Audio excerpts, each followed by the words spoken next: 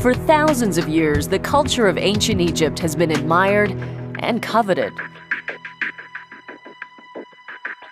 Today, some of the greatest artifacts of Egyptian culture are found thousands of miles away from the land that created them. And that angers Dr. Zahi Hawass. What they mean to steal these artifacts, to put it in their museums, and they damage the value of the tomb, and they damage a store, and they damage a civilization. Dr. Hawass is the man in charge of Egypt's antiquities, and he's got a wish list of items he'd like to see come home. To look at the bust of Nefertiti and the zodiac that shows the sky at the Louvre, and the statue of the architect of the Great Pyramid, Hem-Eono. Every piece that has stolen from Egypt, it should come back.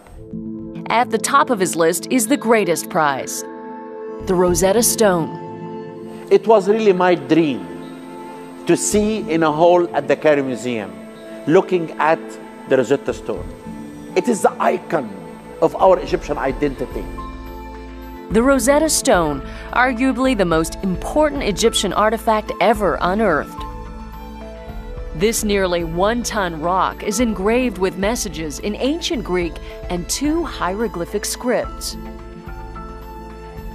By comparing the Greek to the hieroglyphs, scholars were able to crack the hieroglyphic code and for the first time understand the meaning of the ancient Egyptian language. It's an object that's important to all of humanity. It's important for all of us to have access to seeing an object that's as significant as the Rosetta Stone. And I think that's why we feel it's important for it to be based here in the museum. Hannah Bolton is a spokeswoman for the British Museum, where the Rosetta Stone has been on display for the last 2 centuries. The Rosetta Stone came into the museum's collection historically when it was originally found by Napoleon, and when he took his archaeologists and invaded Egypt, and they discovered the Rosetta Stone. And when the British beat Napoleon, they took the material that he had collected.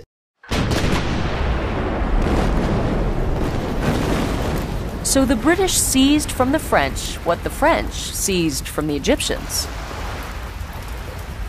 You're talking about material that's been in a museum collection, particularly in terms of the British Museum, often for over 200 years, 250 years. And therefore it has a history within this collection. But the history of the object here has been about 200 years. The history of the object from where it came from is about how many thousands of years? Well, thousands of years, but thousands of years under the sand and buried. Right. So it isn't you're not talking about a situation where for 2,000 years, people were able to go and see that object in Egypt. But now all of this material is uncovered and excavated, and it's actually only at that point that you start to get this sort of issue of where it should be or where it should be on display, because that's when you've discovered it. No, I totally forgot. Gary Vicon, director of the Walters Art Museum in Baltimore, believes the question of ownership is complicated. The English and the French have contributed to what the Rosetta Stone is. The Rosetta Stone didn't come out of the ground with a neon sign on it saying, "I'm important, by the way." It took work.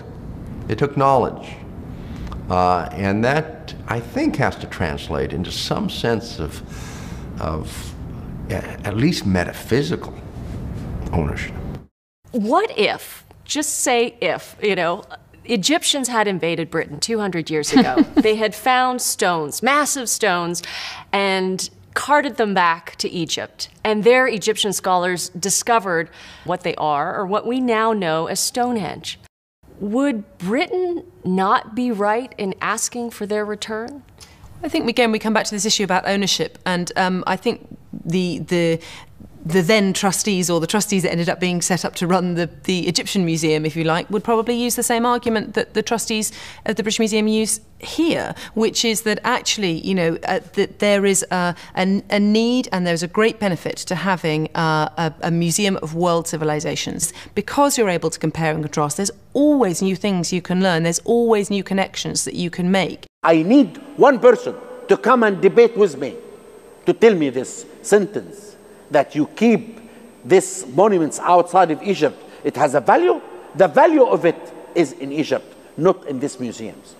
Dr. Hawass's passion may just soon pay off.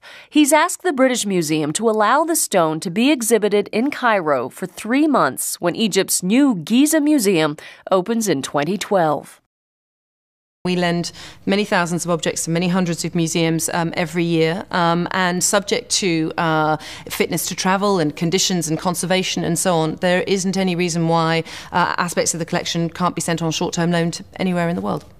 It will happen one day that these artifacts should be shown here for a short time, like 3 months, and it will happen.